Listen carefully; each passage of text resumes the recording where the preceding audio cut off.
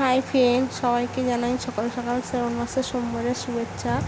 আর এই দেখুন, আমি সকাল সকাল চলে এসেছি স্নান টান করে বাসি কাজ সেরে ঠাকুর ঘরেতে। আর ঠাকুর ঘরে এসে প্রথমে ঝাড়ু দিয়ে মুছে নিয়ে বাটা গ্লাসগুলো মেজে নিয়েছি। নেওয়ার পরে দেখুন থালাতে ফুলগুলো কেমন সাজিয়ে নিয়েছি। আর এগুলো দেখুন কিছুটা আমার গাছের ফুল আর কিছুটা মাঠের ফুল।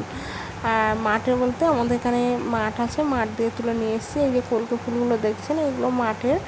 আর বাদবাকি সব ফুলগুলো আমার গাছের উপরে নিচে গাছ আছে, ফুল গাছ আছে ছাদের উপরে কিংবা নিচে, সেই গাছের ফুল সব।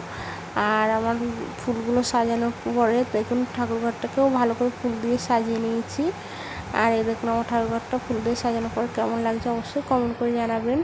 আর এখানে দেখুন সাজানোর পরে আমাদের বাড়িতে যে দিদিটা ভাড়া থাকে সে প্রথমে জল দিয়ে দিয়েছে বাবা মাদের মাথায়, তারপর আমার মেয়ে দিচ্ছে। দেওয়ার পরে এই দেখুন আমি আবার লাস্টে দেবো। আমি আবার লাস্টে বাবা মাদের মাথায় জল দিয়ে দিচ্ছি। আর আমার ঠাকুরঘরটা ফুল দিয়ে সাজিয়ে কেমন লাগছে অবশ্যই কমেন্ট করে জানাবেন। আর আমার প্রিয় ভিডিওটা কেমন লাগছে।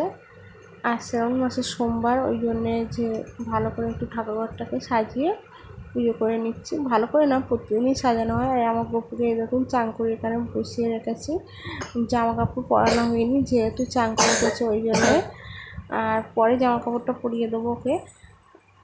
আর এই দেখুন আমার পুজো দেওয়া হয়ে গেছে। দেওয়ার পরে এখন আমি আরতি করব।